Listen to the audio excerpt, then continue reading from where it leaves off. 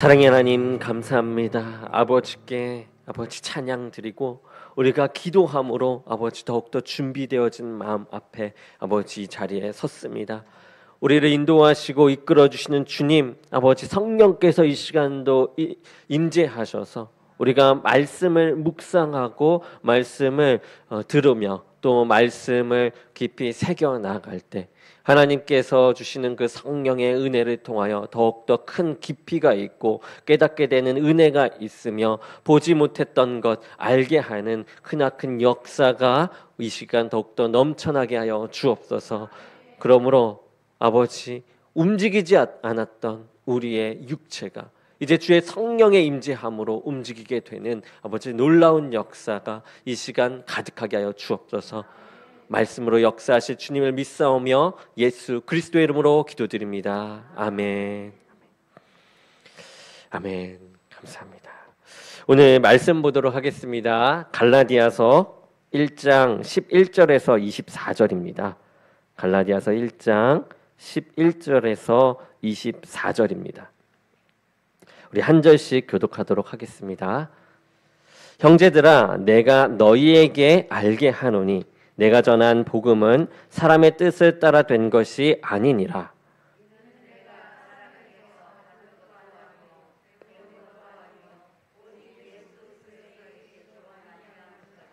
내가 이전에 유대교에 있을 때에 행한 일을 너희가 들었거니와 하나님의 교회를 심히 박해하여 멸하고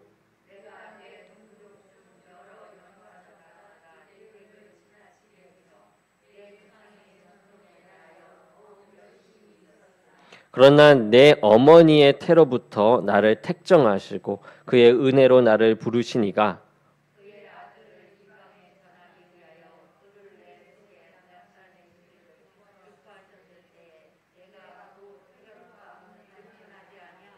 또 나보다 먼저 사도된 자들을 만나려고 예루살렘으로 가지 아니하고 아라비아로 갔다가 다시 다메섹으로 돌아갔노라.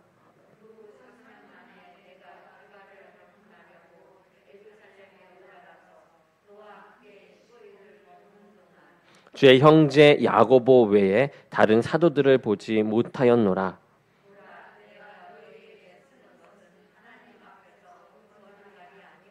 그 후에 내가 수리아와 길리기아 지방에 이르렀으나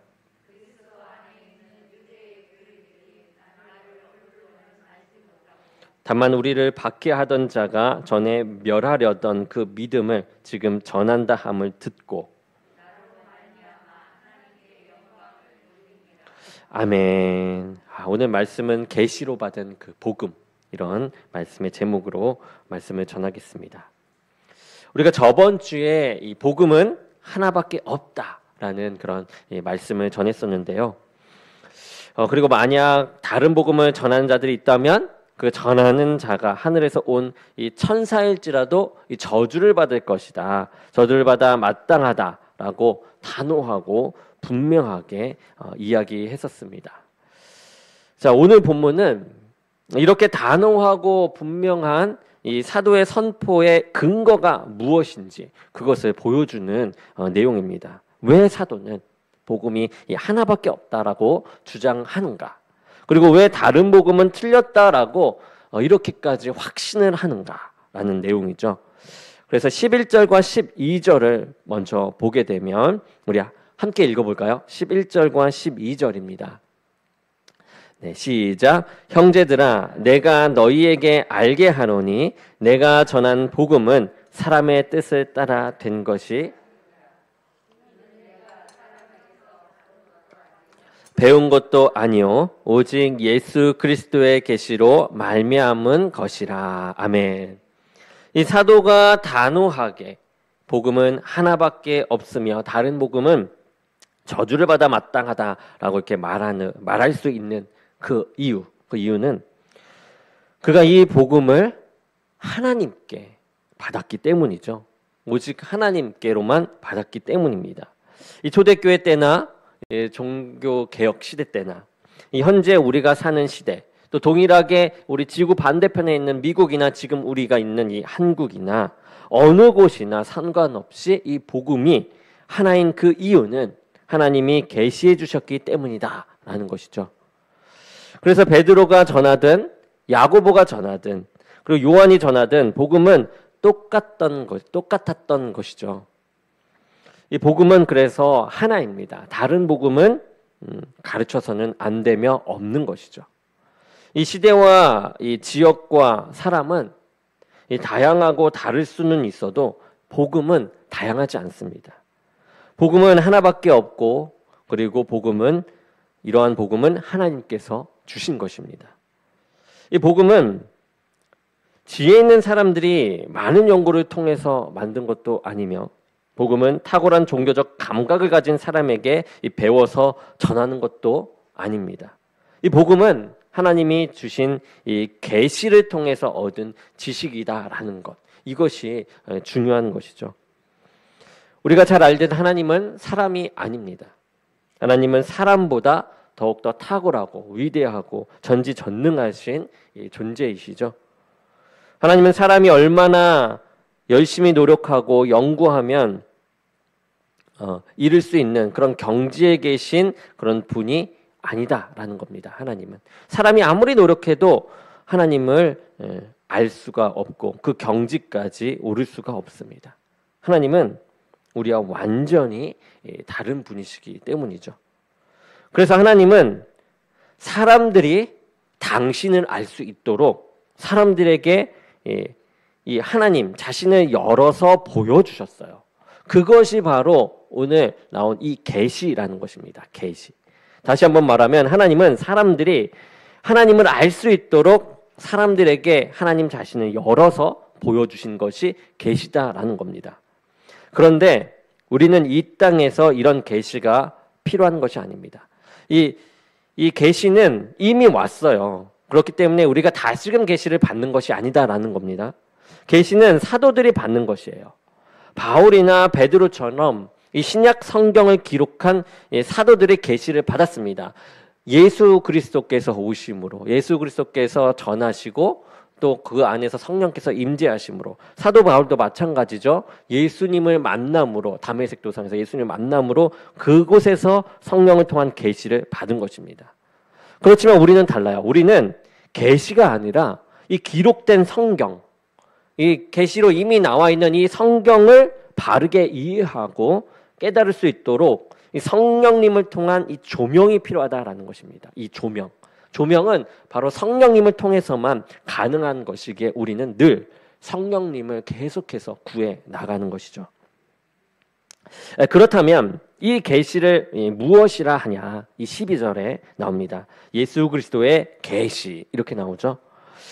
이것을 두 가지로 이제 해석할 수가 있는데 우선 사도행전 9장을 보게 되면 이 다메섹 가는 길에 이 바울이 예수 그리스도를 만나게 됩니다. 그렇죠? 예수님은 이미 승천하셨죠. 그런 상황에서 바울이 예수 그리스도를 만나요. 그때 바울은 예수님께 계시를 받은 것입니다. 그래서 예수가 보여주신 계시라고 해석하거나 예수가 주신 하나님의 계시라고 해석하는 것도 이제 무리가 없을 것이에요. 또 다음으로 이 본문 전체 흐름을 보게 되면 예수에 관한 계시라고도 볼 수 있는 것이죠. 이렇게 두 가지입니다. 예수님께서 보여주신 계시, 예수가 주신 하나님의 계시. 이거 첫 번째, 두 번째는 예수님에 관한 계시라고 볼 수 있는 거죠. 이 사도 바울이 이 귀한 복음에 대해 단호하게 이렇게 확신했던 그 이유는 하나님께서 이 복음을 자신에게 이 계시를 통해서 이 직접 주신 것이다라는 것이 큰 확신이 되었던 것입니다. 그래서 이 복음 외에 다른 복음이 있을 수 없다라고 이렇게 주장을 하는 것이죠. 이 복음은 바울뿐만 아니라 모든 사도에게 일치하는 것이었습니다. 하나님의 계시를 통해서 주신 것이기 때문에 똑같다라는 것이죠. 복음의 내용은 세 가지로 요약할 수 있어요. 첫 번째는 예수님이 누구신가라는 예수님에 대한 그 복음입니다. 그리고 두 번째는 예수님이 하신 일이 무엇인가라는 그 의미를 깨닫는 복음이에요. 의미를. 그리고 세 번째는 예수님 자신과 그 하신 일을 근거로 우리에게 어떤 일이 일어나는지 이 2000년 전에 예수님께서 하신 일이 이제 우리와 지금 현대에 살고 있는 나와는 무슨 상관이 있는지 적용하는 복음이라는 거죠. 이렇게 이 세 가지가 복음의 핵심이라 할 수가 있습니다. 복음은 이 사람이 계획해서 만든 것이 아니라 하나님이 마련하시고 계획하시고 정하신 때에 나타내셔서 사람의 이 죄를 씻어내시고 그리고 새 생명을 주시는 하나님의 지혜와 이 능력인 것이죠. 그런데 바울은 지금 복음을 부정하고 공격하는 이 갈라디아 지역의 거짓 선생들에게 자신이 이 복음을 하나님께 받았다라고 주장하면서 이제 증거를 대고 있는 것입니다. 무슨 증거입니까? 자기 자신의 이 삶에 일어난 일을 증거로 대어 자신이 어떠한 삶을 살았는데 이러한 계시를 통해서 내가 완전히 달라졌다. 이것을 증거로 냅니다. 너네가 알 것이다 라는 거죠. 자, 그래서 13절과 14절에 보면 이렇게 나옵니다. 이 부분도 함께 읽어보도록 하겠습니다. 시작. 내가 이전에 유대교에 있을 때에 행한 일을 너희가 들었거니와 하나님의 교회를 심히 박해하여 멸하고 내가 내 동족 중 여러 연갑자보다 유대교를 지나치게 믿어 내 조상의 전통에 대하여 더욱 열심히 있었으나, 자, 지금 뭐라고 하는 겁니까? 이제 사도 바울이 예전에 내가 어땠다라는 걸 얘기하는 거죠. 여기에서 연갑자라는 말은 이제 이 동년배라는 뜻입니다. 이 사도 바울은 이 유대교와 율법 그리고 유대교에서 소중하게 여기는 그 전승에 대해서 열심을 가진 사람이었어요. 그 전통을 열심히 지켰던 아주 뛰어난 사람 중에 한 명이었습니다. 심지어 이 가말리엘의 문화에 있었는데 이 가말리엘은 누구냐? 당시 이 유대 안에서 제일 탁월하고 위대한 두 명의 선생님 중에 한 명이었어요. 그 사람의 밑에서 배운 사람이 바로 바울입니다. 그런 바울이 교회가 가르치는 교훈을 들었을 때 어땠을까요? 이 기독교가 가르치는 예수를 믿는 사람들이 가르치는 그 교훈을 들었을 때 어떤 생각이 들었을까요?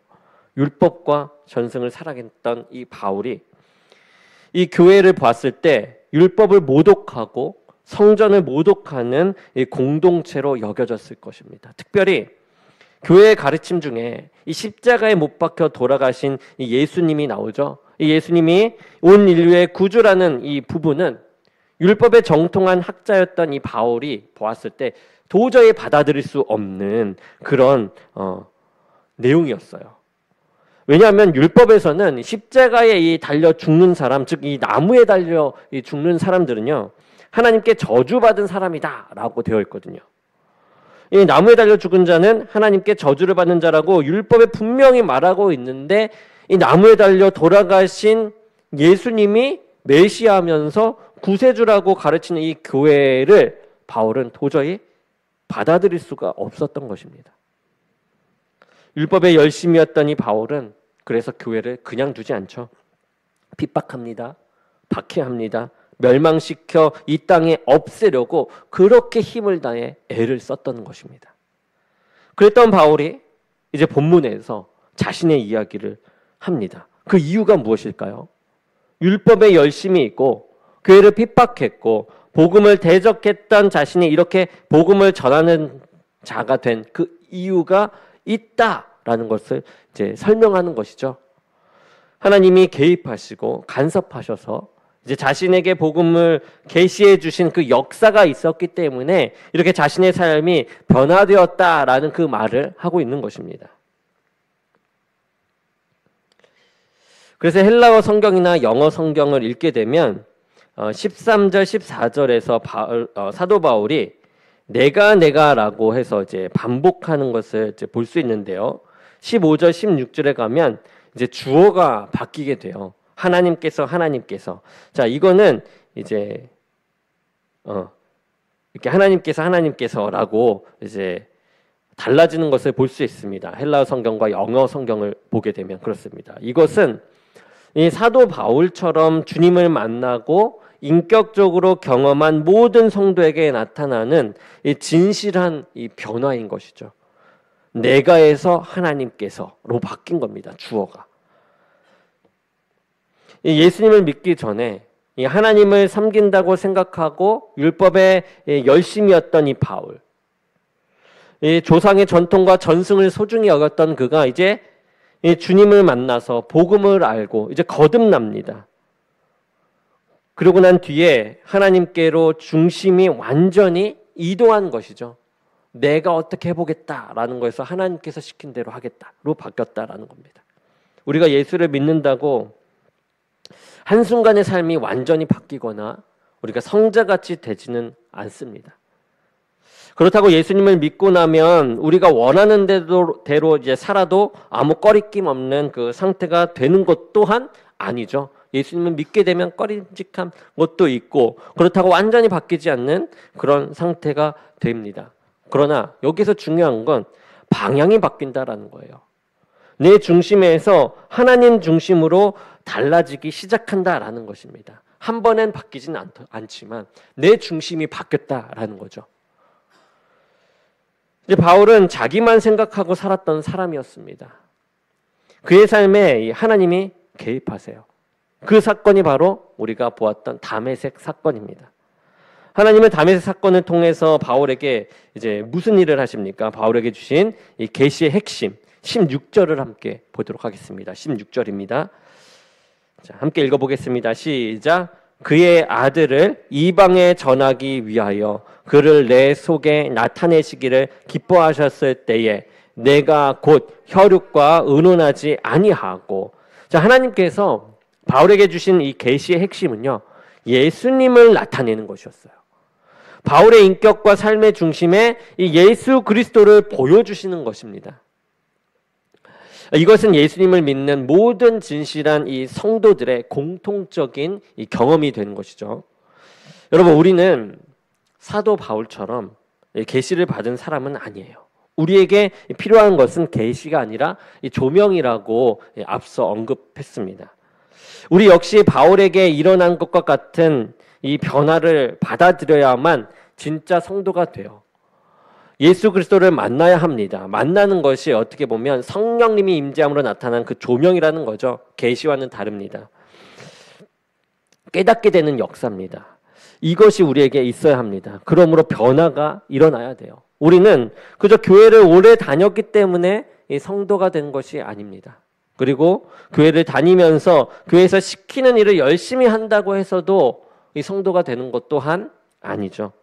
참된 성도는 이 예수님을 인격적으로 만난 사람들이 참된 성도인 것입니다. 중심이 완전히 바뀐 상태. 그것이 참된 성도이죠.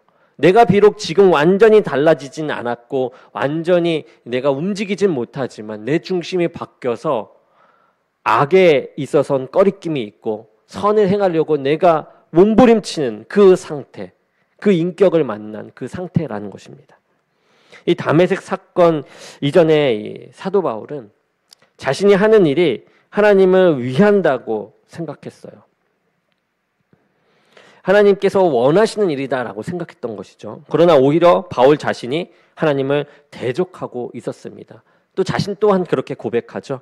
바울은 이 사실을 깨닫지 못했다가 이 다메섹 가는 길에 하나님의 은혜로 이 예수님을 만나게 됩니다. 예수님의 계시를 받은 것이죠. 바울이 예수님을 만났을 때 그의 생애가 완전히 변화되게 됩니다. 중심이 바뀌어요. 내가에서 하나님께로. 이제 바울은 이렇게 참된 성도가 되었어요. 이처럼 모든 시대의 우리 신자들은, 그리스도인들은, 하나님을 믿는 자들은 반드시 이 예수 그리스도를 만나야만 합니다. 말씀으로 그리고 성령으로요. 말씀을 통해서 성령의 조명을 통해서 예수 그리스도를 인격적으로 만나고 알아야지 우리는 이 참된 성도가 된다라는 것이죠. 교회를 오래 다녔고 교회에서 시키는 일을 잘했기 때문에 성도가 되는 것은 아니라 했습니다. 교회를 오래 다닌 사람일지라도 주님을 모를 수 있어요. 만약 우리가 교회 생활과 상관없이 주님을 모른다면 그 사람은 아마 가장 불쌍하고 가장 어리석은 사람일 것입니다. 사도 바울은 열심히 있었어요. 그렇지만 방향이 잘못된 사람이었죠. 그래서 과거의 자신처럼 열심은 있지만 방향이 잘못된 그 유대인들을 향해서 바울은 로마서 10장 2절에서 3절에 이렇게 이야기합니다. 이 부분은 제가 읽어드리도록 할게요. 내가 증언하노니 그들이 하나님께 열심히 있으나 올바른 지식을 따르는 것이 아니니라. 하나님의 의를 모르고 자기 의를 세우려고 힘써 하나님의 의에 복종하지 아니하였느니라. 이 바울을 포함한 유대인들은 열심을 다했습니다. 그러나 하나님이 계시로 주신 그런 바른 지식을 따르지 않았죠. 그리고 자기 열심을 가지고 이 자기 의를 이제 쌓았습니다. 남들보다 뛰어남을 강조하고 자신이 의지할 수 있는 자기 자랑을 그렇게 쌓아 나갔습니다. 그 결과 그들은 하나님을 향한 열심을 가지고도 하나님이 주시는 그 의를 대적하면서 생명을 잃게 된 것이죠. 우리가 교회 안에 오래 머물러 있으면서 많은 일을 한다 해도 주님을 인격적으로 만나 참된 변화가 없는 사람은 참된 성도가 될 수 없습니다. 저 또한 마찬가지입니다. 교회는 사람들이 교회 안에 있기 때문에 성도가 된다라고 가르치지 않아요. 바울이 다메섹에서 만난 예수를 우리도 만나야 함을 가르치는 것이 바로 이 교회인 것입니다. 예수 그리스도는 어떤 분인가요? 회심하기 전에 이 바울은 예수님이 사람을 미혹하는 자라고 여겼어요. 또한 율법과 성전을 모독하는 자, 하나님께 저주를 받아 죽은 자라고 여겼습니다. 바울은요. 그러나 다메섹에서 예수님을 만난 바울은 예수가 사람을 미혹하는 자가 아니라 오랫동안 예언했던 대로 기다리던 그 메시아라는 그 사실을 깨닫게 돼요. 바울은 예수 그리스도가 하나님의 아들로서 이 땅에 몸을 가지고 오셨고 온 세상을 구원할 이 구세주다라는 사실을 깨닫게 됩니다. 이 유대인에게만이 아니라 이방인과 온 열방과 이 민족을 구원할 구세주이심을 이제 바울은 깨닫게 된 것이에요. 그래서 바울은 이방인의 사도로 쓰임 받지 않습니까? 우리도 바로 그 예수님의 이 공로 때문에 구원을 받았습니다. 유대인이든 이방인이든 학식이 높거나 낮거나 또 세상에서 성공하거나 실패한 사람이든 외모가 잘났거나 못난 사람이든 어떤 사람이든 상관없이 예수께서 하신 그 일 때문에 우리는 모두 한 명도 빠짐없이 다 구원을 받았어요. 그분의 공로 때문에 우리의 혈통, 자격, 조건에 근거하지 않고 하나님의 그 은혜로 죄를 용서받고 구원받은 것입니다. 믿거나 믿지 않거나 구원의 길에 다 서 있게 된 것이죠. 바울은 예수를 의지하고 믿기만 하면 누구든지 구원받은 복음을 다메섹에서 만난 것입니다. 즉 모든 사람에게 열려있는 구원을 이제 믿기만 하면 구원을 받을 수 있는 것이에요. 구원의 길이 열렸다는 것이죠. 모든 사람에게. 여러분은 이 예수님을 만나셨습니까? 우리에게 어떤 종교적 경험이 있어도 그것이 우리가 신앙이라는 것을 보증하지는 않아요. 핵심은 예수를 인격적으로 만나는 것입니다. 예수님을 인격적으로 만나는 것이에요. 말씀과 이 성령님의 이 조명하심을 통해서 나는 자격이 없지만 그 은혜로 하나님께 구원받았다라는 그 믿음, 그 믿음으로 성도가 되는 것입니다. 꼭 그렇게 주님을 믿고 우리는 만나야만 합니다. 여러분 다른 길은 없어요. 예수님을 만나는 길은 말씀과 성령님의 이 조명 이것밖에 없습니다. 다른 것은 없어요. 사도 바울이 다메섹 가는 길에 예수님을 만나서 그의 눈이 이제 열리기 시작합니다. 우리 15절 말씀 함께 읽어보겠습니다. 시작. 그러나 내 어머니의 태로부터 나를 택정하시고 그의 은혜로 나를 부르신 이가 이렇게 나옵니다. 이 예수님을 인격적으로 만나고 이 바울이 깨달은 중요한 진리가 이 복음입니다. 이 복음을 깨달을 때 이제 눈이 열리죠. 다메섹 가는 길에서 일어난 일이지만 사실은 이 어머니의 태에서부터 정해진 일이라고 이제 바울은 말합니다. 바울은 이 하나님의 은혜로 주님을 인격적으로 만나서 진리를 바르게 깨달았을 때 하나님께서 이 일을 어머니의 태에서부터 계획하셨다. 그리고 오랜 세월을 변함없이 우리를 기다리시면서 사랑하고 아끼셨다라는 사실 또한 깨닫게 한다라고 얘기하는 겁니다. 이 내용을 이제 예정론이라고 해요. 우리는 예정론. 많은 사람들이 이 예정론을 이제 잘못 이해하는 경우가 있습니다. 부딪히고 넘어지곤 하는 그런 부분인데요. 예정론에 따른다면 이제 하나님이 미리 프로그램으로 모든 것을 계획해 두셨는데 우리는 아무것도 할 수 없고 하나님이 원하는 대로 움직이는 로봇에 불과하다라고 생각하는 것을 예정론으로 잘못 인식하는 경우가 있죠. 그러나 예정론은 우리의 인격이나 자유를 무시하지 않습니다. 그러한 교리가 아니고요. 바울이 고백하는 이 예정론은요. 하나님을 추구하지도 않고 찾지도 않았지만 예수가 구주일 것이라고 상상도 못한 그에게 어느 순간 하나님이 개입하셔서 예수님의 복음을 적용시켜 주셨다라는 것이에요. 우리에게도 예수님이 우리가 상상할 수 없었던 그때에 찾아오셔서 우리로 하여금 알게 하시지 않았습니까? 이것이 예정론이라는 거죠. 바울이 그때 그런 일이 어떻게 자신에게 일어났는지 돌아보니 자격 없는 자신을 하나님께서 사랑하셔서 복을 주신 것을 알게 된 것입니다. 주님을 만나고 그 순간에 은혜를 경험했지만 그것이 만세 전부터 하나님이 계획하시고 우리를 그렇게 오랫동안 사랑으로 기다리시다가 그 순간에 지금 이 순간에 우리에게 적용시켜 주신 것이다 라는 거죠. 은혜를 주신 순간부터 즉흥적으로 사랑하려고 결정하신 것이 아니라 오래전부터 계속해서 우리를 향한 계획이 있었다라는 것, 그 사랑의 계획이 있었다라는 것을 이제 깨닫고 고백하는 진리가 이 예정론이라는 것입니다. 예정론은 흔히 생각하는 것처럼 이 사람이 구원받도록 예정된 사람인지를 판단하기 위한 그 기준. 이 사람은 구원을 이미 받았고 저 사람은 안 받았어. 이렇게 선택의 의미에서의 이 판단의 기준에서로 나온 그런 교리가 아닙니다. 관점과 자세가 완전히 다르다라는 거죠. 하나님은 만세 전부터 헤아릴 수 없는 깊은 사랑과 이 계획을 사람들을 향하여 가지고 계세요.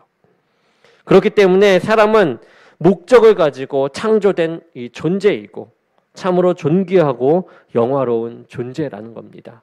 계속해서 사랑하셔서 우리 모든 이들에게 사랑을 베풀고 하나님을 알게 하는 역사가 나타나고 있다라는 거죠. 우리가 살고 있는 이 땅의 사람들은 세상이 말하는 이 가치로 사람을 평가합니다. 돈, 신분, 재능, 외모, 그리고 능력, 업적, 그런 성취 등등의 이런 것들을 가지고 사람의 존귀와 영광을 재려고 하죠. 사람의 영광은 그 사람의 이 업적에 있지 않습니다. 사람의 영광은 하나님께서 오래전에 계획하시고 그분의 변함없는 사랑으로 기다리셨다가 그 사랑을 적용시켜 주셔서 드디어 그분의 사랑과 그 은혜를 깨달을 때 이제 사람의 영광이 드러나게 돼요. 그때서야 비로소 우리는 사랑을 바르게 보게 됩니다. 그때서야 인간의 영광이 진짜로 나타나게 되는 거죠. 예정론은 이런 눈을 우리에게 열어주는 이 진리인 것이에요.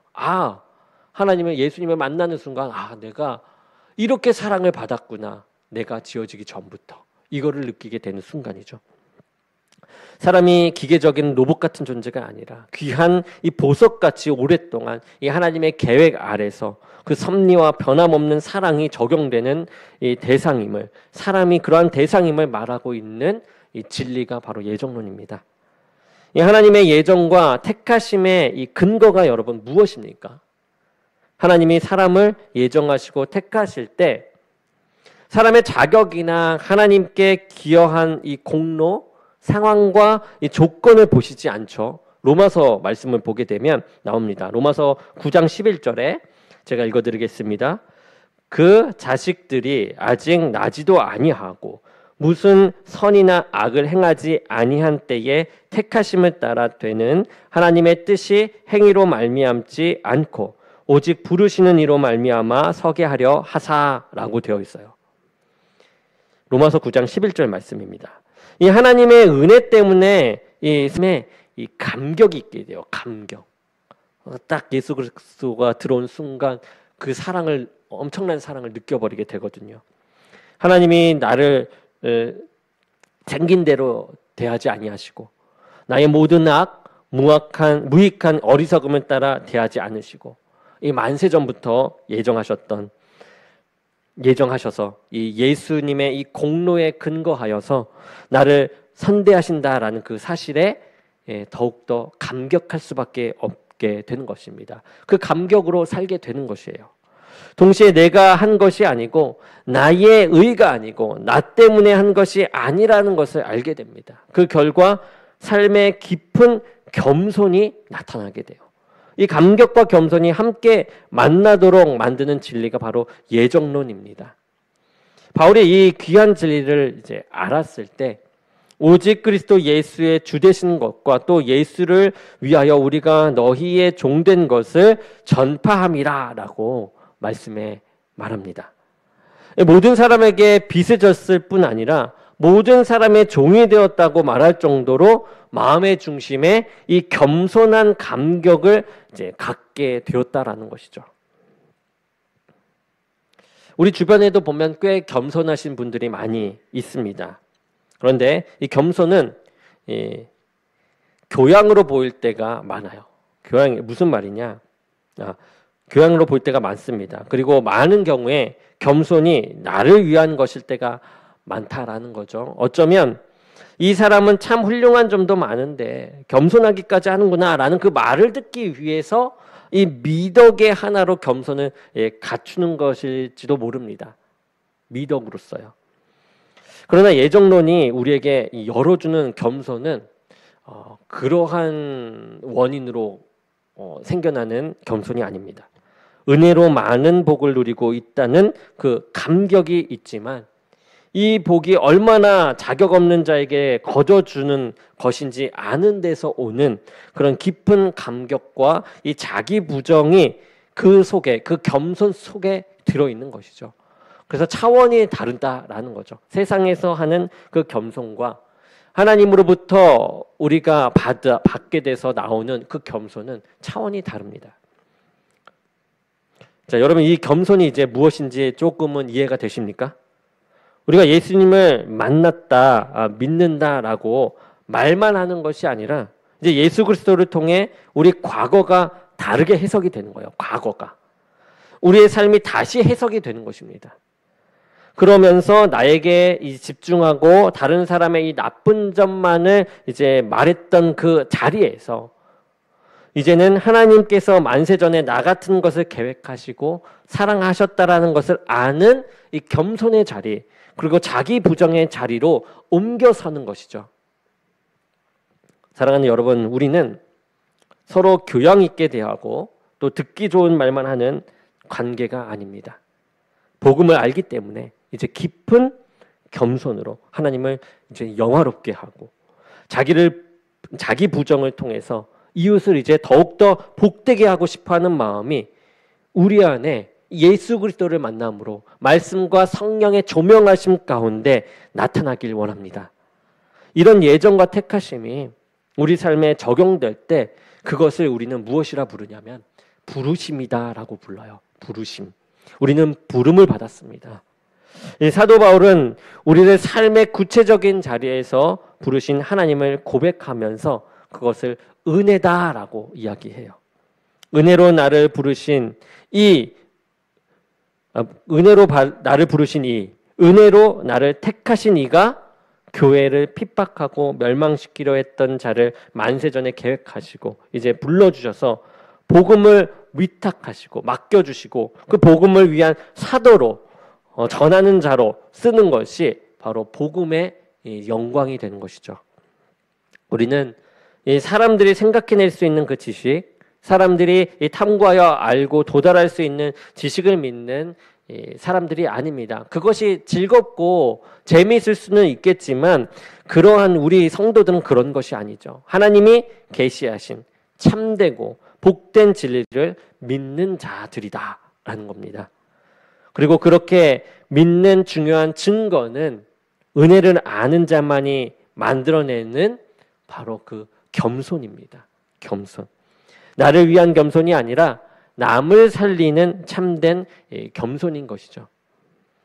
이 복음의 계시를 통해 우리가 알게 되고 이제 성경을 통해 우리에게 전달되었습니다. 이제 성령의 조명하심으로 이제 우리를 깨닫게 하시죠. 그리고 우리의 삶에 적용되게 하시는 그 분, 그 귀한 복음이 우리 안에 깊이와 넓이를 더해 가기를 원합니다.